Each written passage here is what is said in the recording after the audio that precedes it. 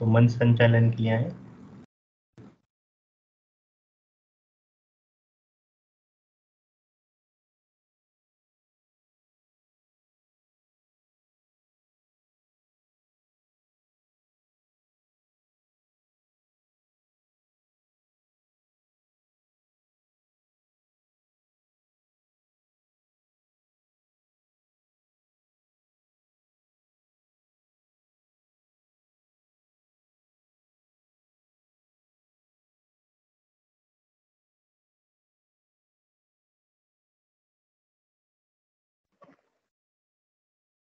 जय गुरुदेव।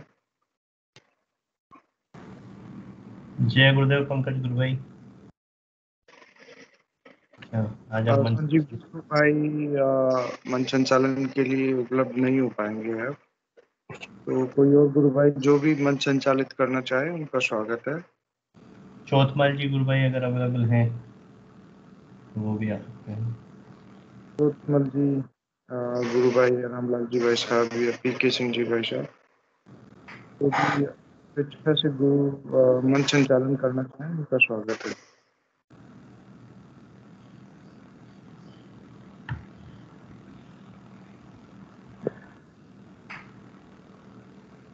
चलिए, कोई बात नहीं। आध्यात्मिक ज्ञान सत्संग केंद्र के तत्वावधान में आयोजित इस सामूहिक ध्यान योग शिविर में आप सभी का स्वागत है। कार्यक्रम में हम गुरुदेव का स्पीच सुनते हैं, उसके बाद सामूहिक ध्यान करते हैं और फिर गुरु चर्चा करते हैं। इस सेशन में कोई भी व्यक्ति अलग अलग गतिविधियों में भाग ले सकते हैं, जैसे मंच संचालन, यूट्यूब की एक्टिविटीज, विचार की एक्टिविटीज या अन्य डॉक्यूमेंटेशन वाली एक्टिविटीज। बिना किसी भेदभाव के सभी का हम स्वागत करते हैं। अब मैं उपस्थित गुरु भाई बहनों से निवेदन करूंगा कि जो भी अपना कोई अनुभूति या जिज्ञासा रखना चाहें उनका स्वागत है। जय गुरुदेव।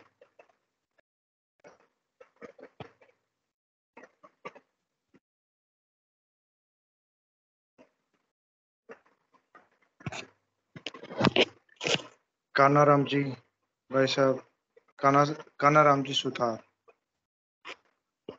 गुरु भाई आप पहली बार जुड़े हैं?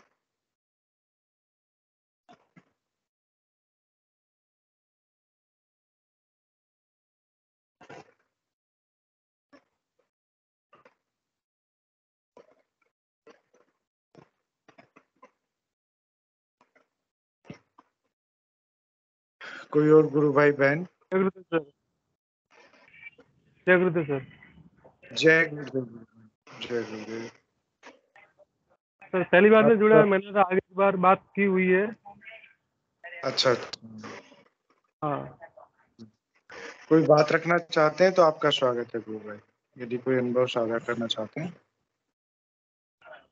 अभी तो अनुभव तो अभी कोई है नहीं, कोई बस बात अभी ध्यान वगैरह चालू है, अभी मंत्र जाप ध्यान वगैरह कर रहे हैं अभी।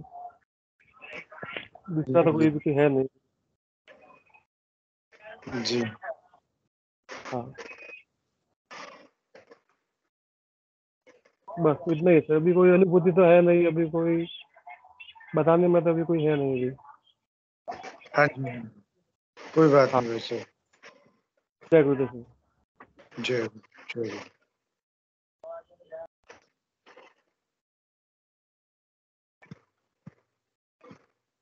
चलिए हम गुरुदेव का स्पीच सुनते हैं थोड़ी देर और तब तक यदि कोई गुरु भाई बहन अपनी बात रखना चाहेंगे तो उनका स्वागत करेंगे, अन्यथा सेशन को गुरुदेव के श्री चरणों में रखें। मैं दीपेंद्र जी भाई साहब से निवेदन करूंगा कि गुरुदेव का स्पीच चलाएं।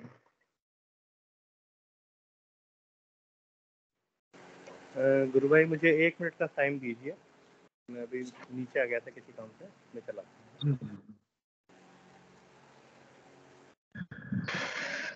चलिए, गुरुदेव के कल के स्पीच में गुरुदेव ने एक बात रखी थी कि गुरुदेव उनके जो मित्र थे श्री राम जी दुबे, उनके पास गए और बोला कि आप मेरे भविष्य के बारे में बताइए कि आप मतलब मैं किस क्षेत्र में तरक्की करूंगा, आध्यात्मिक क्षेत्र में या राजनीतिक क्षेत्र में। तो उनको उन्होंने कहा कि आपका राजनीतिक भविष्य तो नहीं है कुछ, लेकिन अध्यात्म में आप इतना उन्नति करेंगे कि पहले कभी किसी ने नहीं किया। तो गुरुदेव को जब मंत्र दादा गुरुदेव का आशीर्वाद प्राप्त हुआ तो फिर उनकी तस्वीर से ही ध्यान लग रहा है, ये बहुत बड़ी बात है। कुछ समय पहले एक गुरु भाई हैं के त्रिपाठी जी, उनका हम ऑफ सेशन डिस्कशन चल रहा था तो उन्होंने एक इशू व्यक्त किया था, उनसे निवेदन किया था बाद में आइएगा, परंतु उसके बाद वो उस इशू को रिजॉल्व कर दिया गया था। महेश दत्ता जी गुरु भाई ने बताया था। तो उसमें यही था कि हम सिर्फ गुरुदेव के स्पीच को रेफरेंस रखना चाहिए हमें, और उसमें क्या है उसी के अनुसार चलना चाहिए। कुछ गुरु भाई बहन जो दूसरे लोगों की बातों में आकर नाम जप को ढीला छोड़कर और जो कर्मकांड जो बताते हैं इनमें रह जाते हैं, तो उनका ध्यान फिर लगना मुश्किल हो जाता है बाद में। तो इस तरह की गतिविधियों पे हमें ध्यान नहीं देना चाहिए। इसके अलावा गुरुदेव ने समर्पण पे बहुत जोर दिया है। मतलब गुरुदेव ने एक जगह लिखा है कि जैसी निष्ठा मेरी मेरे गुरु में रही, उसी तरह की यदि आप में आपकी मुझ में रहेगी तभी पार पड़ेगी। अब अगला प्रश्न ये आता है कि गुरुदेव की निष्ठा उनके गुरु में कैसी थी। तो गुरुदेव ने बहुत जगह इस चीज का जिक्र किया है कि पहले रेलवे में था, रेलवे से तो रिटायरमेंट मिल गया, अब भाई इसकी नौकरी कर रहा हूँ और ये बुढ़ा रिटायरमेंट भी नहीं देगा। तो गुरुदेव की जो समर्पण था दादा गुरुदेव के प्रति बड़ा ही अद्भुत और बड़ा प्रेममय था। और गुरुदेव ने एक जगह ये भी कहा है कि मतलब बहुत कड़क होके कहा है कि जब गुरुदेव से मुंबई में बात की गई कि आप एंट्री टिकट लेना शुरू कर दो, गुरुदेव ने वो बात एक दो स्पीच में बार बार कही है कि धन के लालच में गुरु के आदेश की पालना नहीं कर पाऊंगा। फिर कहा है कि मेरे लिए गुरु ही सर्वोपरि है। तो यदि हम गुरुदेव का जीवन देखें एक समझ में, तो उनको दादा गुरुदेव से जब आदेश प्राप्त हुआ 1983 में, दादा गुरुदेव चले गए थे। 2 साल तक गुरुदेव ने स्वयं किताब में लिखा है कि मैं एक पागल की तरह भटकता रहा, मुझे पता ही नहीं था। तो ये बड़ा मतलब कितना गहरा प्रेम था गुरुदेव का दादा गुरुदेव में, बड़ा आनंद था। तो स्पीच चला सकते हैं पंकज गुरु भाई अगर चाहें तो, अगर कुछ और बात करना चाहते हैं। जी थोड़ी देर इंतजार करते हैं, कोई गुरु भाई बहन नहीं आएंगे तो फिर हम स्पीच चला देंगे। प्रज्ञेश पटेल गुरु भाई, जय गुरुदेव। आपने कैमरा ऑन किया गुरु भाई, यदि आप कुछ कहना चाह रहे हो तो आपका स्वागत है।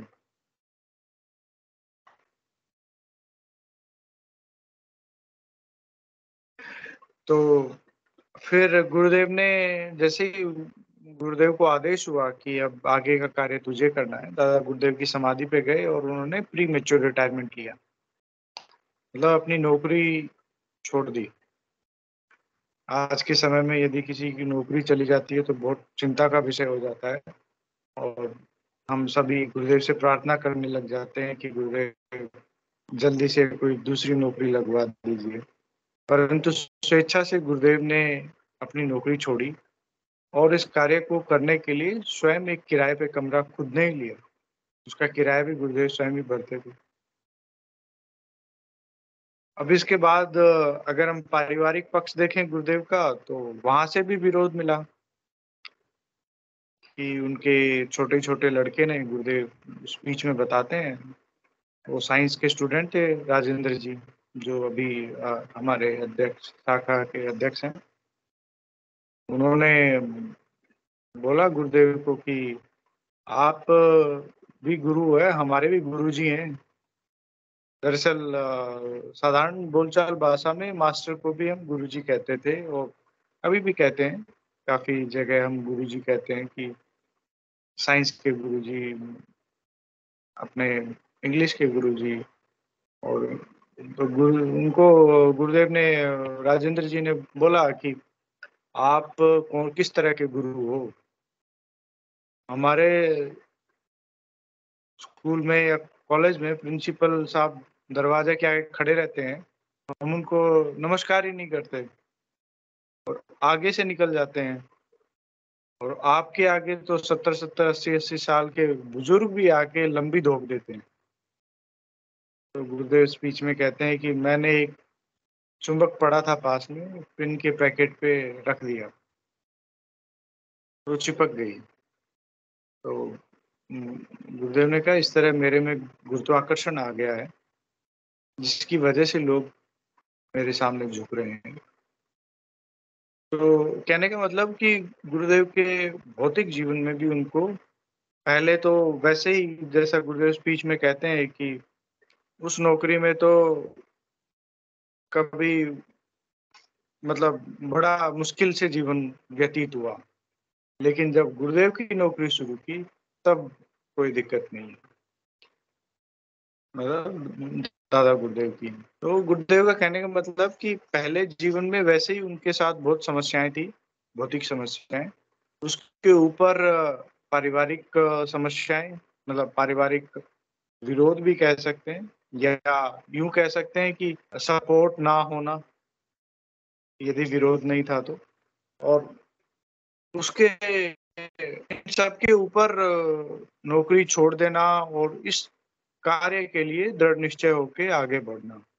तो ये था गुरुदेव का, दादा गुरुदेव में प्रेम। मतलब एक पूरी दुनिया आप यूँ मानो, पूरी मुश्किलें मानो एक तरफ थी और दूसरी तरफ दादा गुरुदेव का आदेश था, और उन्होंने उस आदेश की पालना के लिए हर संभव स्ट्रगल किया। जो गुरु भाई बहन बताते हैं, गुरुदेव पहले दीक्षा देने के लिए, शिष्य उनके पास नहीं आता था तो कोई बात नहीं, गुरुदेव स्वयं जाते थे उसके घर साइकिल पे। तो बड़ा दिव्य शिष्य थे वो भी। और तो इस तरह कहने का मतलब कि गुरुदेव ने कितनी निष्ठा से अपने स्वयं के गुरु का जो आदेश था उसकी पालना की। तो इसी तरह हमें भी गुरुदेव से प्रार्थना करनी चाहिए कि हमें भी उनके श्री चरणों में भक्ति दे और इतनी दृढ़ निश्चय हमारे मन में दे। गुरुदेव एक स्पीच में ये भी कहते हैं कि फिर गंगाईनाथ जी ने मुझे बुला लिया और समर्पण करवा लिया। तो समर्पण भी गुरु ही करवाते हैं निसंदेह, परंतु फिर भी हमें प्रार्थना करते रहना चाहिए कि आप कीजिए। चलिए, मैं उपस्थित सभी गुरु भाई बहनों से निवेदन करूंगा कि यदि कोई अपना बात रखना चाहे तो उनका स्वागत है। कृपया हैंड रेज कीजिए अपना। जी गुरु बहन, क्रांति गुरु बहन, जय गुरुदेव, आपका स्वागत है। हाँ जी, जय गुरुदेव। हाँ, जय एक तो मैं उस बारे में बोलूंगी, आप कह रहे हैं ना गुरुदेव किसी के घर चल जाते थे, तो मैंने रामकृष्ण परमहंस देव की मतलब किताबें पढ़ी हैं पहले, तो उनके भी ऐसा आता है कि जैसे उनको मालूम चलता था कलकत्ता में कि कोई व्यक्ति भक्त है, तो वो ना उसके घर पहुंच जाते थे।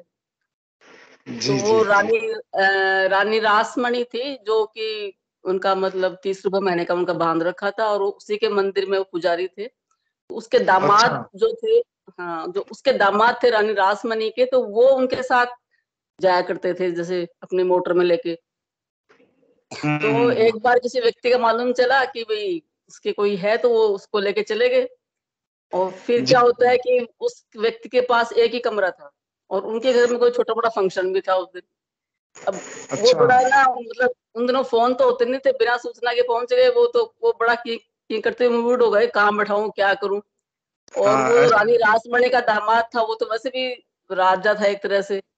तो वो हम्म। जब वापिस आए तो कहता है, बाबा आगे से मैं आपके साथ कहीं नहीं जाऊंगा।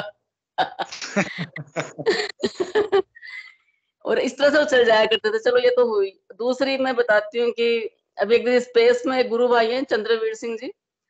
वो गुरुदेव हम्म। की एक बात बता रहे थे कि एक बार हम आश्रम में, जैसे वो लोग प्रचार किया करते थे, तो बोले एक दिन, मैं गुरुदेव से थोड़ा हम डरते थे, पर एक दिन मैंने उनसे जिज्ञासा रखी, गुरुदेव सब कुछ मतलब भगवान ही करता है, या मनुष्य खुद भी करता है, या क्या होता है? तो हम्म। बोले, गुरुदेव थोड़े गंभीर हो गए।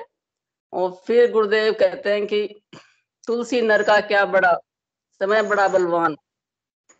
और उसके बाद जो है ना, उसका वो दोहा मेरे याद नहीं है, पर वो ऐसे है उसका अर्थ कि अर्जुन तो वही था, पर श्री कृष्ण उसके साथ नहीं थे, तो गोपियां शायद उनके साथ कहीं थी, तो उनको ना डाकू लूट ले गए थे, पर अर्जुन कुछ नहीं कर सका। और अर्जुन का तीर भी वही थे, वही अर्जुन था। तो मैं तो इसका यही अर्थ समझी कि भाई जब तक आपके साथ गुरु है, भगवान है, तब तक तो आप हर तरह से रक्षित रहते हो। अदरवाइज हम्म। आपका सपोर्ट, अगर ये भगवान या गुरु का सपोर्ट आपके अंदर नहीं है, तो अर्जुन वाली स्थिति जो है ना, जो गोपी के साथ उनके साथ हुई, वो वाली हो जाती है। और कोई गुरु भाई इसका अगर कोई अर्थ बता सके तो बताएं, इसकी व्याख्या इस वाले दोहे की। जय गुरुदेव। जी जी जय गुरुदेव गुरुदेव। जी तुलसी आप। नर का क्या बड़ा, समय बड़ा बलवान। और वही अर्जुन था, वही तीर थे, पर वो डाकू काबा लूट ले गए गोपियों को, अर्जुन कुछ नहीं कर सका। ये वाला है दोहा। हम्म। गुरु बहन एक बार मैं बोलना चाहूंगी थोड़ा सा। जय जी गुरुदेव। गुरु जय हाँ गुरुदेव। गुरु बहन बोलो। हाँ, ये दोहा इस तरह से, समय समय की बात है, समय बड़ा बलवान, भीलों ने लूटी गोपिका, वेई अर्जुन वेई बान। इसका अर्थ ये है कि एक बार अर्जुन के साथ हमेशा कृष्ण भगवान रहते थे। और तो लेकिन है ना, अर्जुन को एक बार घमंड हो गया। ये अहंकार क्या है, कितना भी बड़ा भक्त हो तो ये अहंकार आ ही जाता है। तो अर्जुन को एक बार अहंकार आ गया कि मैं तो बहुत बड़ा धनुर्धर हूँ, सारे चारों चारों दिशाओं में मेरी कीर्ति फैली हुई है। लेकिन इस बात से अर्जुन अनभिज्ञ था कि मुझे अहंकार हो गया है, क्योंकि जिसको अहंकार होता है उसे पता भी नहीं चलता ये अहंकार कब उसके अंदर प्रवेश कर जाता है। लेकिन कृष्ण भगवान तो सर्वज्ञ थे, वो तो ईश्वर थे, परमात्मा थे। तो उन्होंने भाप लिया कि अर्जुन को अब अहंकार हो गया, इसका अहंकार जलाना चाहिए। तो एक बार क्या है, अर्जुन कृष्ण साथ में थे, और अर्जुन अर्जुन कहीं जंगल में होके जा रहे थे। तो उधर से कुछ गोपियां दही की मटकियां लेके दही बेचने जा रही थी। तो डाकू लोग मिल गए, मतलब जंगल में। तो उन गोपियों को वो डाकू लूटने लगे। तो अर्जुन कृष्ण ने कहा अर्जुन से कि अर्जुन बचाओ इन गोपियों को, तुम तो बहुत बड़े धनुर्धर हो। तो उन्होंने जैसे ही अपना धनुष संधारण किया, तो उसमें न तो वो तुणीर से, मतलब उनके जो तरकश में जो बाण थे वो तरकश में चिपके रह गए, और वो बाण निकल ही नहीं पाए, और वो डाकू उन गोपियों को लूट के चले ही गए। तब भगवान फिर हंसने लगे। तो अर्जुन देखते रह गए कि कृष्ण भगवान ये क्या हुआ। तो फिर कृष्ण भगवान ने बताया कि अर्जुन तुम्हें अहंकार हो गया था, और तुम्हारा अहंकार यहाँ मुझे गलाना था। तो इसलिए ये दोहा इसी पर है कि समय समय की बात है, समय बड़ा बलवान। तो मतलब ये इस दोहे का अर्थ इसी संदर्भ में लिया जाता है, ये कथा है ये। गुरु बहन जय गुरुदेव। जी गुरु बहन। आगे भी बोलिए, आगे भी बताइए। जो दूसरी लाइन है वो भी बोल दीजिए जरा। हाँ, तो भीलों ने लूटी गोपिका, वे अर्जुन बेईमान। अर्जुन इतने बड़े धनुर्धर थे, इतने मतलब थे, तो उसके बाद भी वो गोपिकाओं को नहीं बचा सके उन डाकुओं से। तब भील लोगों से गोपिकाओं को नहीं बचा, रक्षा नहीं कर सकी।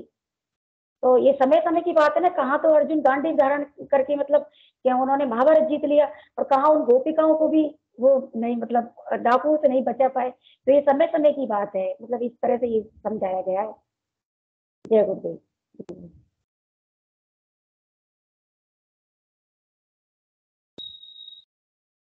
आपकी आवाज नहीं आ रही, म्यूट है आपका गुरु भाई आपका। जय गुरुदेव। आवाज आ रही है अभी? हेलो। हाँ जी, आ रही है। तो सारांश यही है कि जो हमारा समय है उसका अर्थ हम कर्मों से लगा सकते हैं। जिस तरह के जो हमने कर्म किए हैं अपने पुराने, उनके अनुसार हमें इस जन्म में उनको भोगना पड़ता है। फिर भी गुरुदेव कहते हैं कि ये मंत्र उन कर्मों को भी काट देता है और आपको हर परेशानी से बाहर निकाल लेता है। गुरुदेव फिर कहते हैं कि ये जो सिद्धि योग है ये कल्पतरु का अमर फल है। ये सब तरह की बीमारियां दूर करता है आपकी, चाहे वो धन से संबंधित हो, चाहे वो आपके स्वास्थ्य से संबंधित हो, चाहे या आपके भूत प्रेत या आध्यात्मिक कोई बीमारी हो। तो मंत्र विज्ञान हमारा एक पुराना विज्ञान है जिसको गुरुदेव ने भी बोला है और वास्तव में बहुत गहरा है, ये हम सभी अनुभव कर रहे हैं। तो गुरु बहन आपने सही कहा, जिसके सर पे गुरु का हाथ है उसको पीछे मुड़ के देखने की या किसी भी तरह की कोई चिंता करने की आवश्यकता नहीं है। तो ये हम सभी महसूस भी कर रहे हैं। जो गुरु बहन जो कल परसों जो हमारा रिसेंट एग्जाम्पल मुझे देखने को मिला, वो हमारे अमन भाई साहब की जो माता जी हैं, शायद उनका नाम उषा जी है। तो उनके शायद वो जैसा बता रही थी, कुछ रुपए पैसे की व्यवस्था नहीं हो पा रही थी उनके शादी के लिए, परंतु इस तरह का कुछ समय बदला कि जो चीज पहले फ्री में देना चाह रहे थे वो ही उसके पैसे दे के लेके गए। तो इस तरह गुरु का सर पे हाथ होना चाहिए। हमारी प्रार्थना गुरु तक पहुंचती है, वो हर असंभव को संभव कर देते हैं। ये बहुत शास्त्रों में भी आता है और हमने देखा भी है। जो गुरु होते हैं वो प्रेम के वश होते हैं और प्रेम में हम उनसे कुछ भी मांग सकते हैं, वो देते थे। जय गुरुदेव। चलिए और कोई गुरु जी? विजय लक्ष्मी गुरु बहन, जय गुरुदेव। एक प्रार्थना हमारे पुराने गुरु भाई बहनों से जिन लोगों ने गुरुदेव के संसर्ग में रहा है। जी मेरी बहुत दिनों से इच्छा है कि गुरुदेव के स्वरूप का वर्णन किया जाए।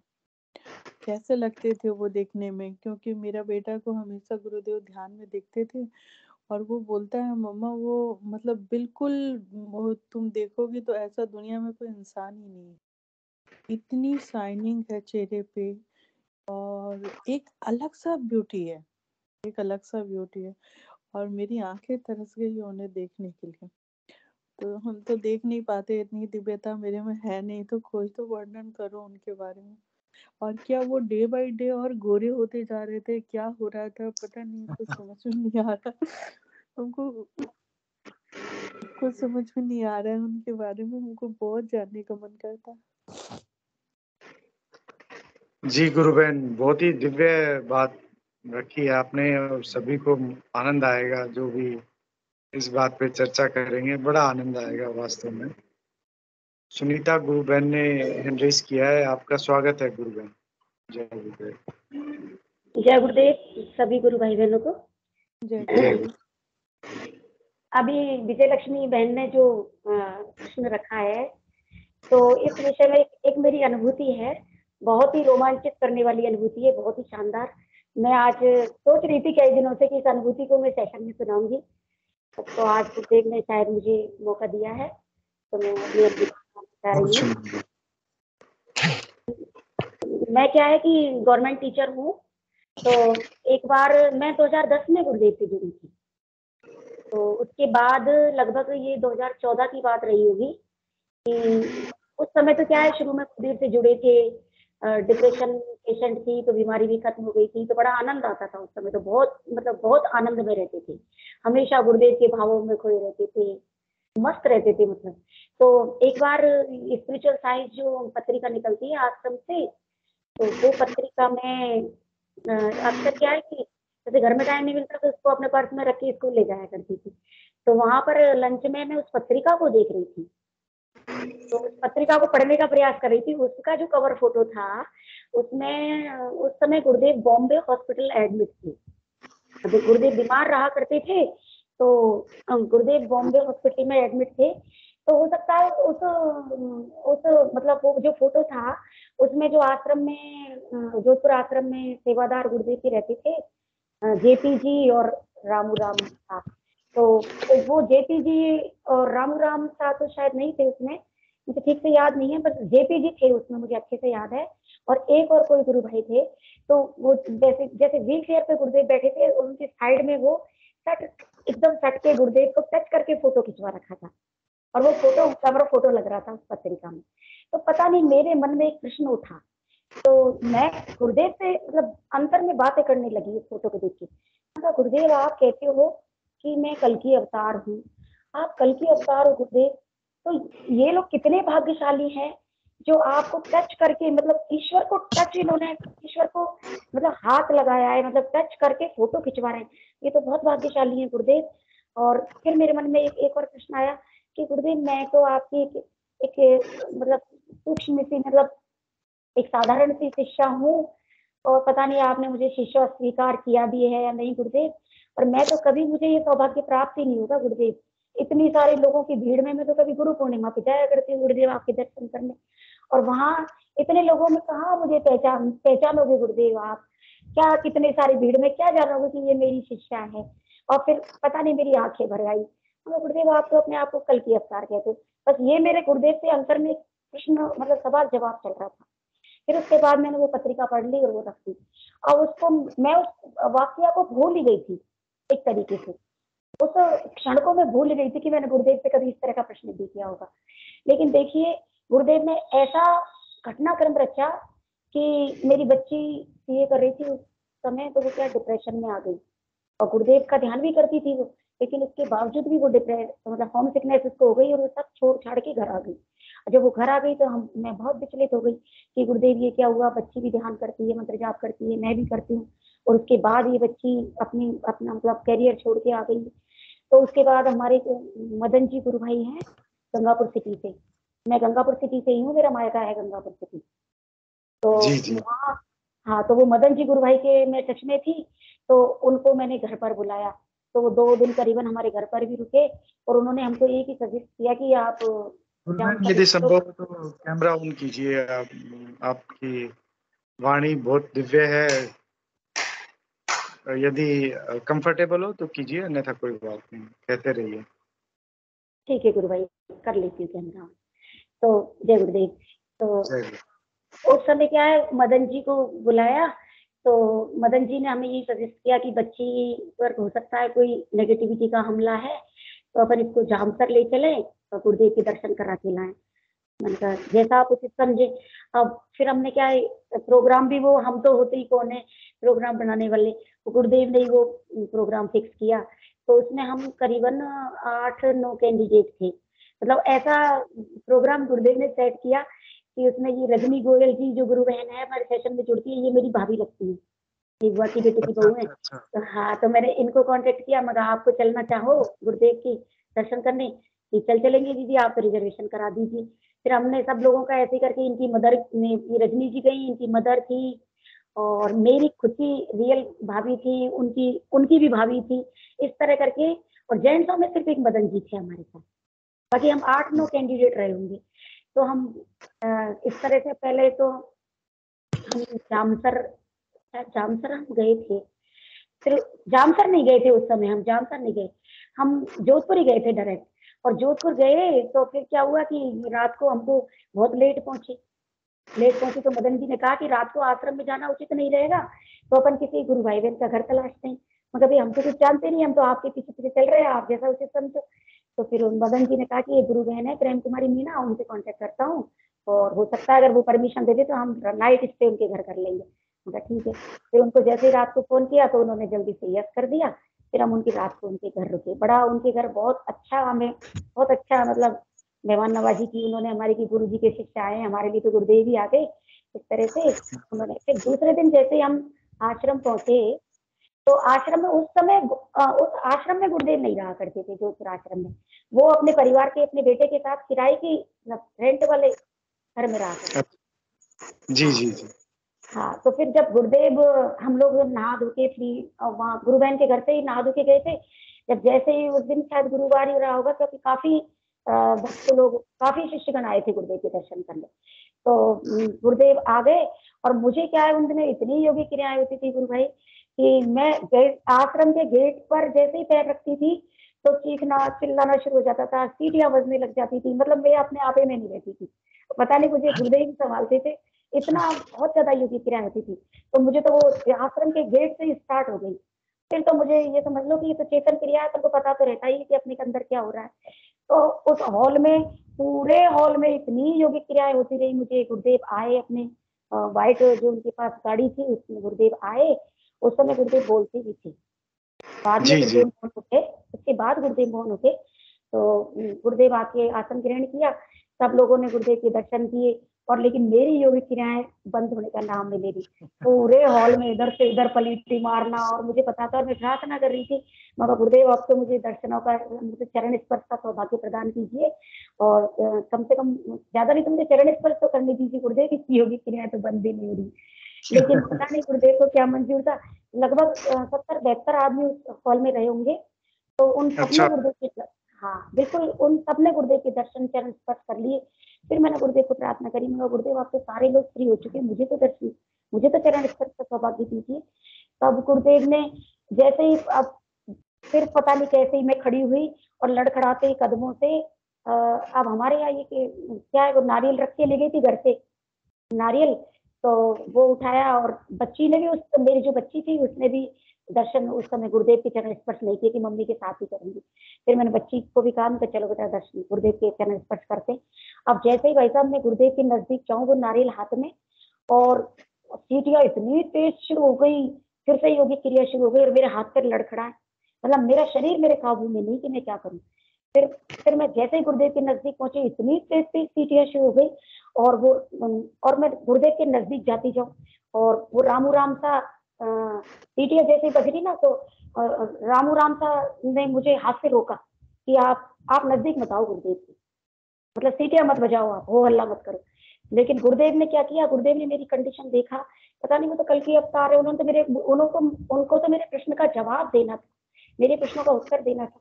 तो गुरुदेव ने उनको हाथ से इशारा किया कि इसको आने दो, इशारा कर दिया गुरुदेव ने कि इसको नजदीक आने दो। अब जैसे ही मैं गुरुदेव के नजदीक पहुंची तो गुरुदेव ने दोनों बाहें फैला दी। भाई साहब ये एक बहुत ही रोमांचित करने वाला समय था मेरे लिए। अपने दोनों हाथ ऐसे पसार दिए जैसे एक माँ अपने बच्चे को आलिंगन में भर लेती है ना, गोदी में ले लेती है इस तरह से। और गुरुदेव ने हकीकत बता रही भाई साहब मुझे सीने से लगा लिया, बिल्कुल छाती से लगा लिया, और मैं रोए जा रही हूँ। और मैं कह रही हूँ गुरुदेव से, मुझे आज भी वो सारे वाक्य याद है कि हे कल की अवतार, हे स्वामी, मैं आपको क्या अर्पण करूं, मेरे पास तो आपको देने के लिए तुच्छ शरीर है प्रभु, मैं तो आपको कुछ अर्पण कर ही नहीं सकती हूँ। और गुरुदेव ने मुझे जैसे ही सीने से लगाया तो गुरुदेव ने मेरे पीठ थपथपाई सीने से लगा के और कहा कि बेटा रो मत, एक दिन सब ठीक हो जाएगा। बस ये गुरुदेव के ब्रह्म वाक्य थे, उस समय से ज्यादा गुरुदेव नहीं बोले। फिर मैंने कहा गुरुदेव मुझे चरण स्पर्श तो करने दो। फिर मैंने चरण स्पर्श करे, तभी भी मेरी सीटियां बंद नहीं हुई, आप ये देखिए। और फिर मुझे तुरंत ही जैसे ही मैं गुरुदेव की सीने से लगी, मुझे तुरंत वो याद आ गया, जिस विषय को मैं भूल गई थी वो मुझे तुरंत याद आ गया कि ले तू भी मेरे लिए उतना ही महत्व रखती है जितना वो मेरे सेवादार रखते हैं। इस तेरे प्रश्न का उत्तर दिया है मैंने, देख मैं कल की अवतार हूँ। तो ये बहुत ही रोमांचित आज गुरु बहन ने, पता नहीं गुरुदेव को ये अनुभूति इस संदर्भ में सुनवानी थी।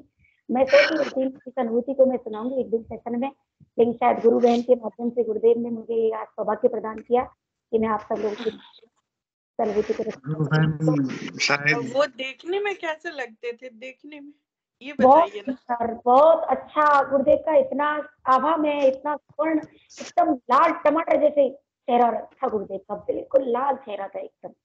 और गुरुदेव के मतलब निहारते ही रहो गुरुदेव, ये ऐसी ऐसे थे गुरुदेव। तो गुरु बहन बस इतना ही कहना चाहूंगी कि वास्तव में ही वो कल की अवतार हैं। उन्होंने कई कई बार मेरे प्रश्नों का उत्तर दिया, कई कई बार मेरे अंतर में से बहुत सारे प्रश्न उठे और उनका कई कई बार मुझे गुरुदेव ने प्रश्न का उत्तर दिया। ऐसे थे आप। बहन आपकी बातें सुन के तो आंखें नम हो गई और शायद उपस्थित सभी लोगों को प्रेम का जो आपने आया जो गुरुदेव हमसे करते हैं उसका थोड़ा आभास था।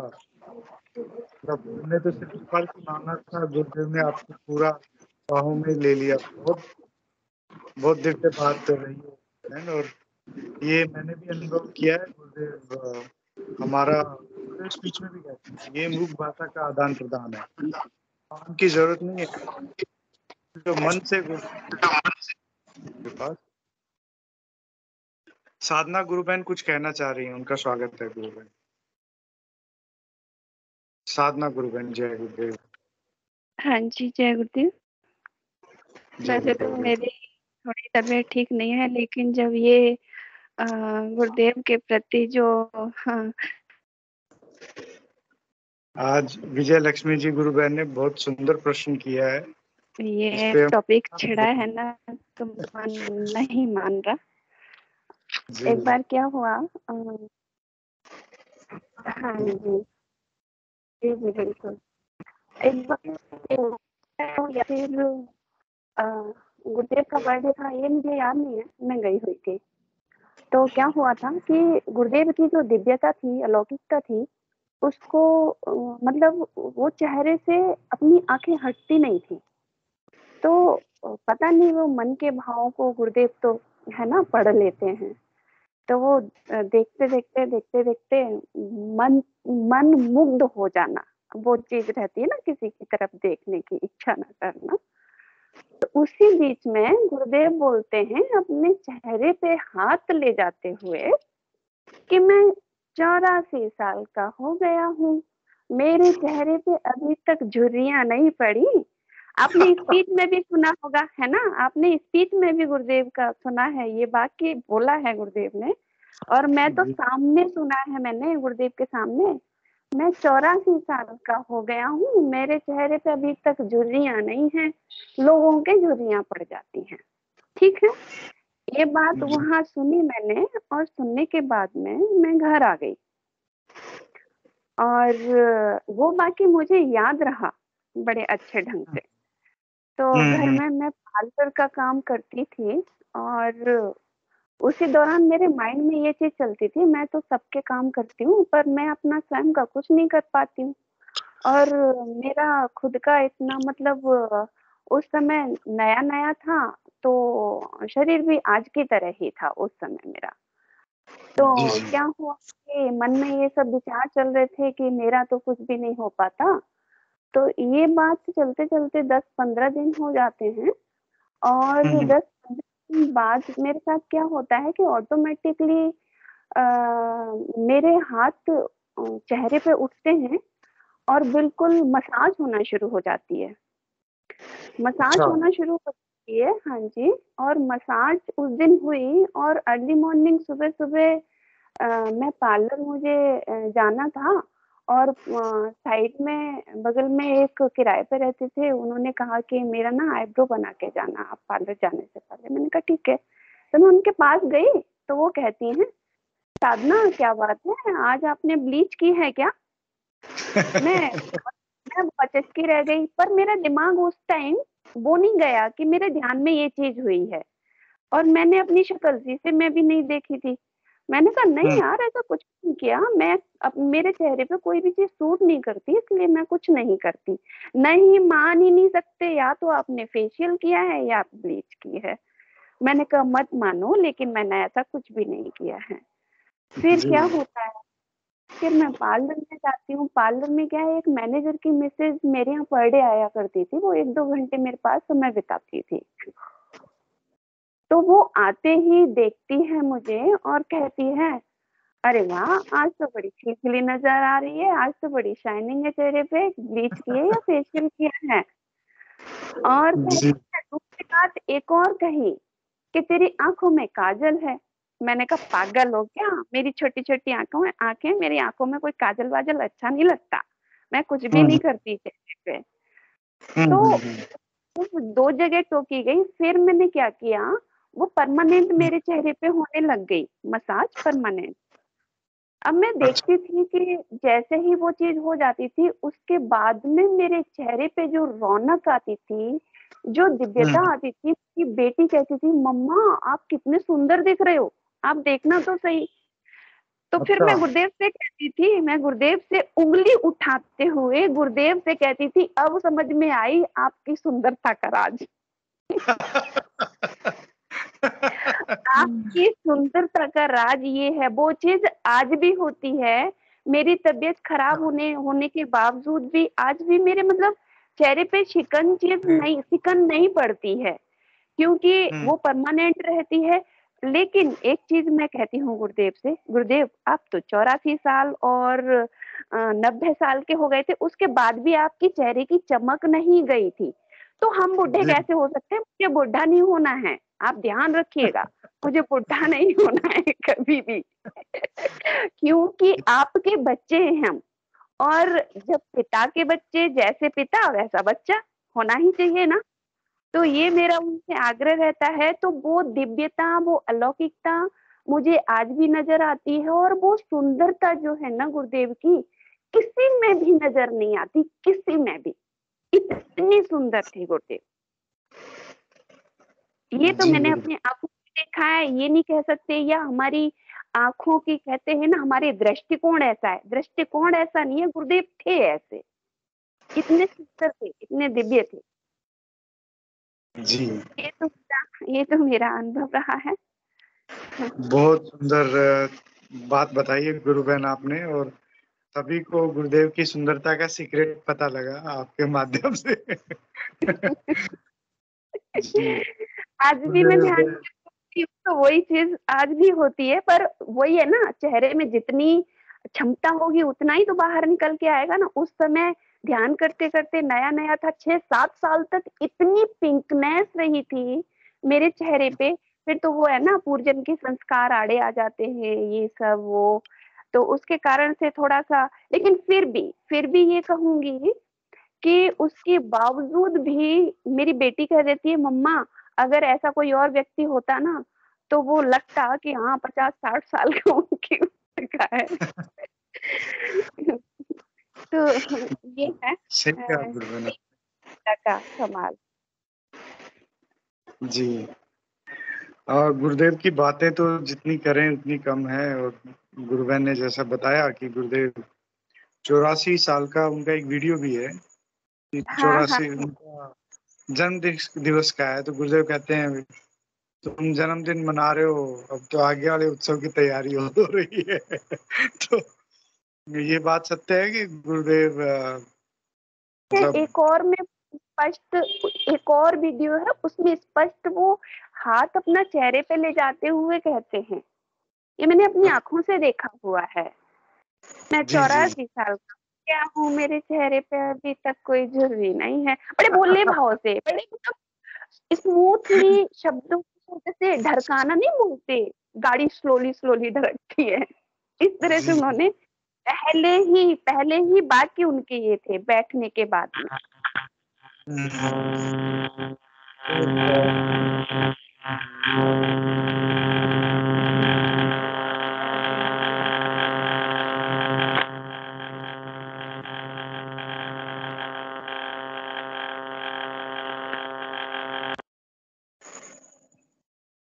चलिए, साधना गुरु बहन के शायद कुछ टेक्निकल प्रॉब्लम आ रही थी, तो गुरु बहन ने बहुत दिव्य बात बताई और रोमांचित करने वाली बताई। गुरुदेव शरीर से भी बहुत सुंदर थे, और गुरुदेव स्पीच में कहते हैं कि हमारा योग तो कायाकल्प की बात करता है। कायाकल्प जो पुराने लोग करते भी थे, गुरुदेव बोलते हैं ऐसा कि 100 साल तक बूढ़े नहीं होते थे वो लोग। और गुरुदेव का देह भौतिक शरीर तो डिवाइन ट्रांसफॉर्मेशन हो चुका था, तो उनका शरीर भी गुरुदेव स्पीच में कहते भी हैं कि मेरी फोटो से ध्यान लगता है, क्योंकि ट्रांसफॉर्म हो चुकी है। और अब चोथमल जी गुरु भाई हमारे साथ गुरु भाई बहुत पुराने साधक हैं, गुरुदेव के साथ प्रत्यक्ष रहे हैं, तो अपनी बातें रखेंगे। जय गुरुदेव। जी गुरु भाई, जय जी गुरुदेव। विजय लक्ष्मी जी गुरुदेव ने जो आज गुरुदेव के गुणगान और उनके रूप वर्णन के लिए जैसा कहा है, तो सभी बता रहे हैं। 2-3 चीजें मुझे भी याद आ रही है। एक तो जैसे कहा अभी सुनीता गुरु बहन बता रही थी कि डॉक्टर हॉस्पिटल में एडमिट थे, उस समय जब उनकी गई तो उनके हार्ट की जो बताई डॉक्टर ये कहा कि हार्ट है, इनका जो हृदय है वो 6 साल के बच्चे की तरह धड़क रहा है, यानी 6 वर्ष अच्छा। की स्थिति में है। 6 बच्चे का जैसे हार्ट जो है वाइब्रेशन जो करता है या काम करता है ना, ये स्थिति डॉक्टर ने कहा। और मेरा जो अनुभव है गुरुदेव को देखने का, गुरुदेव की जब मैं उनको देखता था, तो गुरु भाई जैसे बीम जो निकलती है आंखों में से व्हाइट, उनकी आंखों से ऐसी बीम निकलती थी कि हम देख नहीं सकते थे। ये लेना, यानी उधर हम उस रेज को देख नहीं सकते थे। इतनी व्हाइट बिल्कुल सफेद आंखों के भीतर से जो रेज निकलती थी, आंखें कंटिन्यू नहीं देख सकता कोई भी। ये मैंने पहली बार महसूस किया था। मैं सपत्नी जब वहां गया जोधपुर पहली बार, तो इन्होंने कहा कि आप इन बाबा की तरफ मत देखो, इनकी आंखों में बहुत चमक है और ये कुछ कर देंगे। और इन्होंने ध्यान नहीं किया खुद ने। अच्छा। मैंने तो ध्यान किया, लेकिन इन्होंने बैठे बैठे देखती रही मेरे को कि इनके कुछ हो जाएगा और ये कुछ कर देंगे। और बिल्कुल ऐसी जो है आनंददायी जो उनकी छवि थी गुरु भाई। और वो छवि ध्यान के दौरान जब हम याद करते हैं तो स्वतः ही हमारे जो है ना कंपन, वाइब्रेशन और बहुत सारी चीजें शुरू हो जाती है। वो जो दृश्य, मैं तो कई बार जब ध्यान करता हूँ तो फोटो नहीं देख करके वो दृश्य याद करता हूँ, और वो दृश्य याद करते ही अपने मानस में वो चित्र उभर आता है। वो जो उस समय की पूरा पांडाल की अवस्थाएं जो देखते हैं तो बहुत आनंदित हो जाता है। और दूसरी बात, गुरुदेव, एक चीज और मैंने ये देखा कि गुरु भाई जो भी कोई वहां पे जाता है गुरुदेव के सामने जो बात रखता ना, तो गुरुदेव अपनी तरफ से कुछ नहीं कहते थे। वो कहते हैं हाँ ठीक है कर लो। उनका यही जवाब होता था, हाँ ठीक है कर लो। व्यवस्थाओं के नाम पे जब भी कुछ करते, जैसे कोटा आते तो कोटा में काफी समय गुरुदेव आए, और उन्होंने जब वो चलते थे गाड़ी में बैठ करके जैसे साथ में चलते थे, तो गुरु भाई वो जो है उन पोस्टर्स को देखते थे, बड़े बड़े जो अपन 20-50 के पोस्टर मकानों के, बिल्डिंग के ऊपर लगे रहते थे। तो गुरुदेव रोड से उनको देखते थे, आश्चर्य से देखते थे उन फोटो को, बहुत आनंदित होते थे गुरुदेव। और एक बार तो मंच से ही दशहरा अपने जो नयापुरा स्टेडियम में जो प्रोग्राम हुआ, गुरुदेव बहुत गदगद होकर के उन्होंने कहा कि मैं कोटा वासियों को कभी नहीं भूल सकता। कोटा के जो प्रेम कोटा के लोगों ने दिया है, वो मैं कभी भी नहीं भूल सकता। वो वाक्य गुरु भाई जैसे ही याद आता है तो हम स्वयं जो बहुत आनंदित हो जाते हैं कि उस परम सत्ता ने हमको अपने अधीन, अपने लिया है, आशीर्वाद दिया है। कई बार जो है उनको आशीर्वाद दिया है। उनके जब हाथ, जैसे अभी सुनीता गुरु बहन कह रही है, गुरु भाई जैसे किसी के हाथ लगाते हैं तो ऐसा लगता था रुई का फोया घुमाया जा रहा हो। जी पत्नी को जो सोराइसिस है, इनको कहा कि बेटा कहाँ है, और जब उन्होंने यूं करके हाथ घुमाया तो ये कहती कि ऐसा लगा जैसे रुई का फोया घूम रहा हो, और कहा बेटा मिट जाएगा, यूं गाल पे हाथ करके, बहुत जल्दी मिट जाएगा। तो वो पल वाकई जो है आनंददायक है। लेकिन इसके बाद गुरु भाई एक और चीज जो मैं देख रहा हूँ कि गुरुदेव ने जब भौतिक शरीर छोड़ा, उसके बाद उनकी चेतना 1000 गुना ज्यादा काम कर रही है। तब तक जब भौतिक शरीर था, तब तक तो सभी लोग उधर आकृष्ट होते थे, गुरुदेव आ गए, गुरुदेव आ गए, गुरुदेव का काम करें, ये करें। लेकिन उसके बाद तभी में वो जो चेतना है बहुत ज्यादा, जो जैसे हिंगू जी गुरु भाई कहते हैं कि संसार का कल्याण हो, जगत में जो है गुरुदेव की चेतना व्याप्त हो। वाकई वो चीजें अब देखने को मिलती है कि कहीं पर भी हम एक बार भी कोई बात कहते हैं तो व्यक्ति उसको ध्यान से सुनता है, और गुरुदेव का कार्य बहुत अच्छी तरह से चल रहा है इस समय। तो मैं इतना ही कहूंगा। बहुत बहुत जय गुरु। जय गुरुदेव भाई साहब, जय गुरुदेव। बहुत दिव्य बातें बताई भाई साहब ने, और इन चीजों को मैंने भी बहुत अनुभव किया है गुरुदेव के सानिध्य में। कोटा जय गुरुदेव। जी जी जय गुरुदेव। चौथमल भाई साहब जो बोले, गुरु भाई, कि गुरुदेव की काम बहुत अच्छे से चल रहे हैं, पर मैं आपको बताती हूँ, मैं भी बहुत लोगों को बताती हूँ गुरुदेव के बारे में, और सारा डिस्क्रिप्शन देते हैं कि ऐसे हैं गुरुदेव में क्या क्या महिमा है, आपका क्या प्रॉब्लम सोल्व हो जाएगा। वो लोग बड़ी ध्यान से तो सुनते हैं, पर उन लोगों का नसीब अजीब सा है। गुरुदेव एडमिशन ही नहीं लेते अपने यहाँ सब लोग का। मजे की बात है कि बड़ी मतलब हाई क्लास इंस्टीट्यूशन है बाबा, उसी का एडमिशन होगा जो किस्मती होगा। जी जी हाँ, जी। तो वही बात है कि हम लोग कितना भी कोशिश कर ले, मैंने बहुत कोशिश किया, अपने बहुत लोगों को बताने का, बताया भी, लोग सुने भी, जी पर बिल्कुल उनका एडमिशन ही नहीं होता, तो जी बेचारे जी। पहले ही रिजेक्ट हो जाते हैं। नहीं, बिल्कुल ऐसा भी नहीं है गुरु बहन।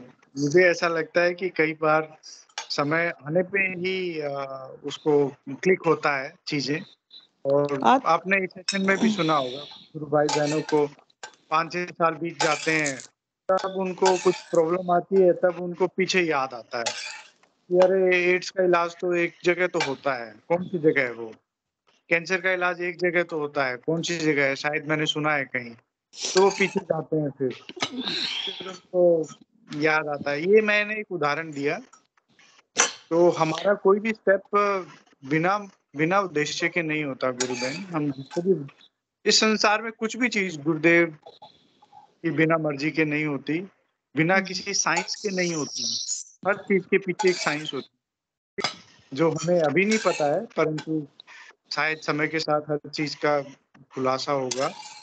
परंतु मेरा भाव ये था कि हमें हर संभव प्रयास करते रहना चाहिए और ये नहीं सोचना चाहिए कि इसको गुरुदेव शायद नहीं देंगे या देंगे। वो नहीं उनका गुरु भाई, आपको जी पता है हम लोग डेली रात में 10 मिनट 15 मिनट हम दोनों वाइफ हस्बैंड गुरुदेव के बारे में बात करते हैं, और हम लोग उन लोगों के किस्मत के बारे में भी बात करते हैं जिन लोगों को हम लोग बता चुके हैं, और फिर बहुत अफसोस करते हैं कि हे भगवान, उससे क्या गलती ऐसा हो गया है जो समझ ही नहीं पा रहा है आपकी महिमा को। आपको इतना अफसोस लगता है कि कितना गरीब लोग हैं वो लोग जो समझ सुन करके भी, और फिर हम ये सोचते हैं क्या, फिर मेरे हस्बैंड बोलते हाँ ये बात तो है कि गुरुदेव जिसको चाहेंगे उसी का होगा। फिर हम बोलते हैं अरे वो हम लोग स्कूल में एडमिशन के लिए जाते थे ना, तो पहले बच्चों का इंटरव्यू लिया जाता है, वो लोग सब रिजेक्टेड है, सब रिजेक्टेड है। और हाँ, और लोग मेरे से जब पूछता है कि तुम क्यों आए इसमें, तो हम बोलते हैं भाई हमको तो यूं ही यूट्यूब में दिख गया, तो मेरा तो कोई प्रॉब्लम नहीं था, दिख गया और मुझे लगा कि ये जो बोल रहा है इतना बुजुर्ग व्यक्ति, ये क्या बोल रहे हैं। और इनके 2 मिनट भी मुझे मतलब डिसीजन लेने में नहीं लगा कि गुरुदेव क्या बोल रहे हैं, कौन है, कहाँ से आया बाबा, ये सब नहीं, कुछ नहीं, बस जो, और मैं हजारों बाबा को देखती हूँ, सब पे मेरे अंतर मन में व्यंग होता था कि वाह एक नया बाबा फिर से उगा, पर एक मेरे गुरुदेव ही आए जिनके लिए हमको जरा भी नहीं लगा कि ये व्यक्ति पे अविश्वास किया जाए या इसका परीक्षण किया जाए, क्या बोलता है नहीं बोलता है, बस बोला, कान में गया आवाज, और दरवाजा बंद हुआ और मैं साधना में बैठ गई। 1 मिनट भी लेट नहीं, 1 मिनट भी नहीं। मैंने आपको लेंगे अभी विजय लक्ष्मी गुरु बहन को अपनी बात रखने दीजिए। तो इतना मजेदार वो जर्नी था। उसके बाद गुरु भाई गुरुदेव हमारी ऐसी ऐसी परीक्षाएं लिए हैं ना कि कुछ कहना नहीं। फिर भी उन परीक्षाओं में मैंने गुरुदेव का फोटो इन्वेलप में डाल दिया, पर गुरुदेव को मैं हर जगह खोजते रहती थी। और सबसे मजे की बात थी ना, वो बोल समझे ना समझे, तो हम बार बार बोलते थे नहीं समझे नहीं समझे इतना समझा दिया, और मेरा सारा काम बिगाड़ दिया पता नहीं कहाँ से। उसके बाद उनको जैसे ही मैंने इन्वेलप में बंद किया, दूसरे ही दिन मेरा किसी से लिंक नहीं था, कोई मुझे नहीं जानता था, दूसरे ही दिन हमको मित्र प्रकाश भाई अपने से कॉल किए। हाँ, धर्मेंद्र जी हमारा नंबर कहीं पे ऐड कर दिए थे, किसी कल की अवतार या किसी चीज में ऐड कर दिए थे, तो उन्होंने मुझे देखा और मतलब कॉल मैसेज किया, तो हम बोले अरे बाबा आ गया, वही गैंग का आदमी लोग और फिर हम सोचते थे इतना पावरफुल आदमी है, जिसके महामंत्र को मेरा शरीर बर्दाश्त नहीं कर पाया। सबसे बस यही एक प्रश्न मेरे मन में आया और मेरे हस्बैंड भी समझ गए कि मेरा शरीर, हम लोगों का शरीर नहीं बर्दाश्त कर पा रहा ये वाइब्रेशन को, और इसीलिए हम लोग बार बार बीमार पड़ जा रहे हैं। और चारों तरफ से नेगेटिविटी आ गई, मतलब चारों तरफ, चारों दिशाएं हमारी बंद हो गई थी। गुरु भाई मैं क्या बोलूं, यहाँ अच्छा खासा एस्टेब्लिश थे, वीजा उजा का प्रॉब्लम आने लगा, फिर नौकरी का प्रॉब्लम आ गया, सब कुछ आ गया। हाँ, बहुत सारी प्रॉब्लम्स आए। फिर जब सेकेंड टाइम मैं इनको 1 हफ्ते के बाद, जब मेरा हेल्थ रिकवर हुआ, तो 1 हफ्ते के बाद बड़ी शिद्दत से मैंने साधना करना शुरू किया। तो 1 हफ्ते के अंदर मुझे नाद सुनाई देने लगी, पर प्रॉब्लम सॉल्व नहीं हुआ। प्रॉब्लम सॉल्व तो मैं 2019 में आई थी अक्टूबर में, और 2020 दिसंबर के बाद से मेरे लाइफ में, मतलब ये भौतिक जीवन में परिवर्तन आया और माइंड को भी पीसफुल किया 20 के बाद जी। एकदम लास्ट दिसंबर में, मतलब आप सोच लो कि 2021 ही हो गया था, पर एक विश्वास मेरे अंतर्मन में ऐसा दृढ़ था, क्योंकि जिस दिन ये कुंडलिनी शक्ति जागृत हुई थी वो 2020 मई की बात थी, और वो कैसे शक्ति उठी, हाँ बिल्कुल केचुए के जैसे ऐसे करके वो उठना शुरू की। रात का 1:30 बज रहा था, हम और ये दोनों जागे हुए थे, और हम बोले अरे ये तो महाशक्ति जागृत हो रही है, और तुरंत हम बैठ गए और गुरुदेव का महामंत्र करना शुरू किए कि अरे ये, उसके बाद उसी क्षण हम बोल दिए यही है नारायण, दूसरा कोई नहीं है नारायण। भगवान का जो खोज हम कर रहे हैं यही है नारायण, और वो जो जागृत हो रही है वो नारायणी है, महालक्ष्मी है। जो गुरुदेव ने बोला है कि राधा, अम्बा, सीता, काली, दुर्गा जो बाहर पूछते हो वो तुम्हारे अंतर मन में, उसी समय हमने डिसीजन लिया कि नहीं, हम दुर्गा का पूजा इतना वो नवरात्रा करते थे फुल फास्टिंग में, और एक बार सिर्फ फल खाते थे 9 डेज तक, और कन्या पूजन वगैरह सब करते थे। पर जब हम समझ गए कि माता जब मेरे अंतर मन में जागृत हो गई, मेरे शरीर के अंदर जागृत हो गई, तो अब बाहर करेंगे और अंदर करेंगे तो भेद हो जाएगा। तो अब माँ जब अंदर जागृत हो गई है तो हमको माँ को अंदर में ही आवाहन करना है, और प्रत्येक दिन अपने गुरुदेव के इच्छा से हमको भगवती का आराधना करना है उसी दिन से। और फिर मैंने उसी दिन से मैंने करना शुरू किया। चलिए हमारी वाणी को विराम देते हैं। क्या कुमकुम बहन भी कुछ बोलेंगी? जय गुरुदेव। जय गुरुदेव। आज का लेटेस्ट अनुभव बता रही हूँ आपको कि ये क्या चल रहा है। तो उसमें एक बाबा आए हुए हैं, बाबा आने आप ही की उम्र जैसे होंगे, तो वो सिर्फ चाय पीते हैं और कुछ नहीं खाते पीते हैं। और क्या करते हैं कि जितने लोग जाते हैं एक मुट्ठी चावल लेके जाते हैं तो पूरा उनका भूत भविष्य सब बता देते हैं। तो मेरे मन में भी ये हुआ कि मेरा एक बड़ा वाला लड़का कार एक्सीडेंट में एक्सपायर किया था, तो मैं उसी का मैं कही कि चलो गुरुदेव चलते हैं, आप तो ध्यान में बताते हो तो मैं समझ नहीं पाती हूँ, वो लिख के देगा तो हम लोग स्पष्ट समझ जाएंगे, चलिए आप भी साथ में। अच्छा वही वो मेरा चावल लिखा देखते साथ उसका तो दिमाग ही गुम हो गया, कुछ बोल नहीं पाया, कुछ लिख नहीं पाया, और लास्ट में कहता है कि आप कौन गुरुदेव की भक्ति, आपको आपके गुरुदेव कौन है?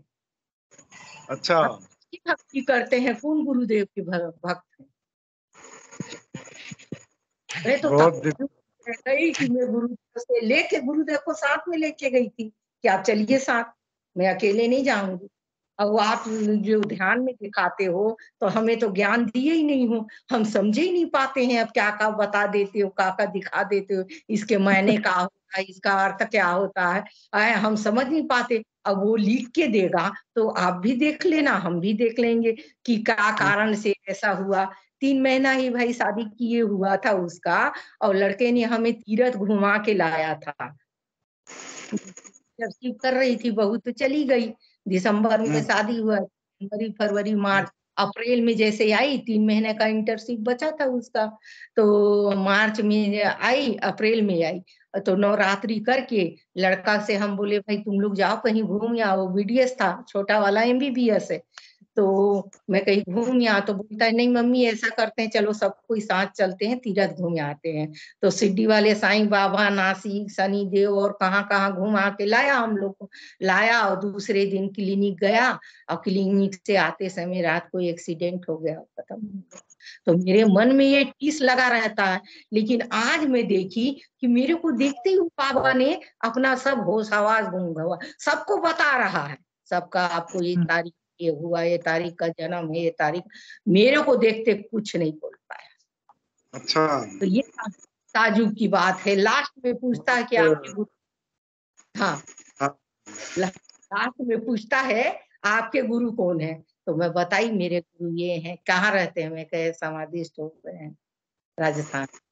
बस इतना कह के मैं भी उसका वो हकीकत समझ गई। और फिर गुरुदेव को कही कि जब ऐसे ही दिखाना था, ऐसी कि उसकी मति भ्रम करना था, तो हमें ले आए गए।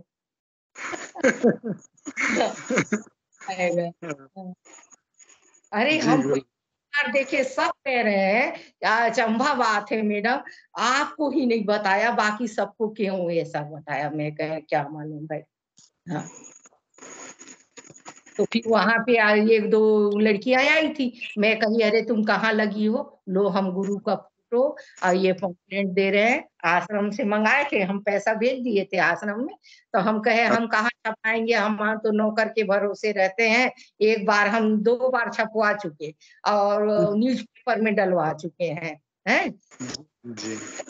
पर में डलवा चुके। अब फिर हम कहे अब नहीं छपवाएंगे, अब आश्रम में पैसा, वही पैसा आश्रम में भेज देंगे, फिर सब आ जाएगा, सामग्री आ गया। अब फिर मैं तो लगी सबको बांटने में, कहीं कुछ नहीं, जिसका जिसका शादी नहीं हो रहा, 3 जने का उदाहरण दी अपने अगल बगल वालों को, 1-1 महीना में सबका हो गया। आप ये फोटो चिपकाइए अपने पूजा, हाँ पूजा कमरा में फोटो चिपकाइए, और ये लीजिए मंत्र, और मंत्र कीजिए, और चैलेंज देती हूँ 1 महीना के साथ सबका साथ चैलेंज भी करी आई। चैलेंज है 1 महीने के साथ मेरे गुरुदेव नहीं कराए शादी, तब फिर बताना कि मैडम झूठ बोल। सब बड़े जैसे वो मंत्र किए, और भरपूर मंगाई थी स्पीकर आने वाला फोटो का पार्टी, और फिर कहती हूँ यही सब करवाना था, तो लेकर गए आपको, मैं समझ गई आप प्रचार कराने ले गए थे, वो वापस हो गया। जी जी जी, जय सही कहा गुरुदेव। गुरु। जी एक घटना मैं भी बताती हूँ। ऐसे हाँ एक मेरे गुरु भाई हैं, तो ये मौलवी लोग जो होता है ना, वो फकीर बाबा लोग जो बहुत बड़े बड़े अपने आप को तिश्मार खान समझते हैं और सब लोग का छू मंतर कर देते हैं प्रॉब्लम्स। तो वहां पे उनके साला गए, हाँ, तो साला बोले कि चलिए आप भी, साला या कोई नंदू बहन हुई, तो उनको लेकर के चले गए। हाँ, तो उनको तो नहीं पता था। अब वो आदमी जैसे ही देखा उनको, एकदम इतना ज्यादा बेचैन हो गया देखते के साथ, अरे जल्दी से ये लाओ, अलग अलग तरह का आसन उनके लिए मंगाने लगा, बैठने के लिए, उनका आओ भगत के लिए। तो वो उनको समझ में नहीं आ रहा है कि ये क्या कर रहा है, किसके लिए आसन मंगा रहा है। वो आगे पीछे देख रहे हैं कि भाई किसके लिए आसन मंगाया जा रहा है। हाँ, उसके बाद एकदम साष्टांग, ये मुस्लिम लोग कभी किसी के चरण नहीं छूते हैं, तो एकदम बिल्कुल साष्टांग ऐसे करके जमीन में पड़ गया उन्हीं के सामने कि मेरे से क्या गलती हो गया, आप स्वयं आ गए हैं। तो वो व्यक्ति बोला भाई हम तो डाकू भी नहीं, हम साधारण आदमी है, हमने कभी कोई क्राइम नहीं किए, कुछ नहीं किए, क्यों ऐसा मेरे साथ कर रहा है। उनको जब बाद में समझ में आया कि अरे ये तो मेरे साथ ऐसे कर रहा है, तो वो आगे पीछे फिर देख रहे हैं। तो अब साला से पूछते हैं कि भाई ये क्या कर रहा है, मतलब ये हमारे साथ ऐसा विचित्र व्यवहार क्यों कर रहा है। तो फिर फकीर जी से पूछा गया कि भैया आप ही बताइए कि इस प्रकार से आप हम लोगों के साथ भगाना चाह रहे हैं या क्या करना चाह रहे हैं, क्या प्रॉब्लम क्या है। तो बोला अरे नहीं, आपके पास जो है वो किसी के पास नहीं है। मेरे से क्या गलती हुआ जो आप लोग यहाँ आ गए हैं, और मुझे माफ कर दीजिए, ये कर दीजिए। पूरा लंबा चौड़ा अपना रोना धोना शुरू कर दिया। उसके बाद आसन मंगाया, फिर पानी मंगाया उनको आओ भगत में। उनको पूरे गुरुदेव दिख रहे थे, साक्षात दिख रहे थे। तो वो भयभीत हो गया वो इंसान कि आज तो वो जो फकीर होते हैं वो उनका भी कनेक्शन पराशक्ति से होता है, पर इतने उच्च कोटि के पराशक्ति साक्षात नारायण कहीं पहुंच जाए तो वो तो उसके कंट्रोल से बाहर हो गया ना, उसके सीमा से ऊपर की चीजें हो गई। और वो जैसे भगवान का जैसे पूजन करता है, तुरंत वो क्या धुआं वाला होता है ना, वो सबसे जला उला करके और आसन को एकदम पवित्र करके उनको बिल्कुल नया आसन पे बैठा रहा। ये आदमी भी बोला जल्दी से चलो भाई, विचित्र हो गया, कहीं कल को हम ही को फकीर न बना दिया जाए। लोग मेरे पास ना आने लगे। फिर वो फिर बताया, सारी डिटेल्स बताया कि आपके पास जो है आप लोग कैसे पा गए और क्या हुआ। तो बताया कि नहीं हम लोग ऐसे। उसके बाद फिर ये बोले कि अब दोबारा कभी वहां नहीं जाएंगे। फिर वो फकीर बुलाया इनको, ये नहीं गए। ये बोले कि नहीं, मेरे बारे में एड्रेस भी नहीं बताना और ये भी नहीं बताना कि हम कौन हैं क्या है, क्योंकि हम लोग तो भाई जो भी हो गुरु भाई, हम लोग बड़े सुकर्म किए होंगे जो ये हम लोग को मिले। और ये युगो कर्मों मतलब कई एक जन्म का हम लोग का फल है। ये साधारण बातें नहीं है हम लोगों के लिए। असाधारण जिंदगी हम लोग जी रहे हैं, असाधारण जिंदगी जी रहे हैं। और मैं आपको 2-4 महीने के बाद अपनी एक्सपीरियंस, बहुत खतरनाक एक्सपीरियंस बताऊंगी और बहुत अच्छा लगेगा। मैं उस पर लिख भी दूंगी, एक पुस्तक लिख दूंगी, अपनी जर्नी की पुस्तक मैं लिख दूंगी। और 8-10 पेज का होगा। तो किसी ऐसे सेशन में मैं आऊंगी जिसमें अपना सब कुछ बताऊंगी। और इसलिए बताऊंगी ताकि लोग अपनी साधना के दौरान अपने खुद का अध्ययन करें, भगवती कुंडलिनी के कार्य क्षमता का अध्ययन करें और खुद ही हमारे गुरुदेव की कृपा का अध्ययन करें। तभी समझ में आएगा यही वेद है, यही पुराण है जो हम लिखेंगे। आज के युग का वेद होगा वो। आने वाले समय के लोगों के लिए वही एक ग्रंथ होगा जिसको लोग पढ़ करके हमारे गुरुदेव के आश्रय में आएंगे और कर्म मुक्त होंगे। जितनी भी परेशानियां हैं उनके जीवन की खत्म होगी। ये बात हम दावा के साथ कहते हैं। जी, जय गुरुदेव। जय गुरुदेव गुरुवन, जय गुरुदेव। चलिए, सेशन का समय हो रहा है। आज आई थिंक राजेश जी गुरु भाई ने हैंड रेज किया था, बट अभी मुझे दिखाई नहीं दे रहा है उनका हैंड रेज। तो कोई बात नहीं, हम गुरु भाई से निवेदन करेंगे कि कल वो सेशन में अपनी बात रखें। मैं हिंगू जी भाई साहब से निवेदन करूंगा कि यदि वो उपस्थित हो तो कृपया आए और सेशन को गुरुदेव के श्री चरण में समर्पित करें। हिंगू जी भाई साहब, जय सभी को गुरुदेव की दिव्य चेतना सभी में सिद्ध हो, जगत व्यापी हो और जगत के कल्याण के लिए हो। जय गुरुदेव सभी को, बहुत बहुत जय गुरुदेव। पंकज जी जय गुरुदेव, जय गुरुदेव, जय गुरुदेव, जय गुरुदेव, जय गुरुदेव, जय गुरुदेव।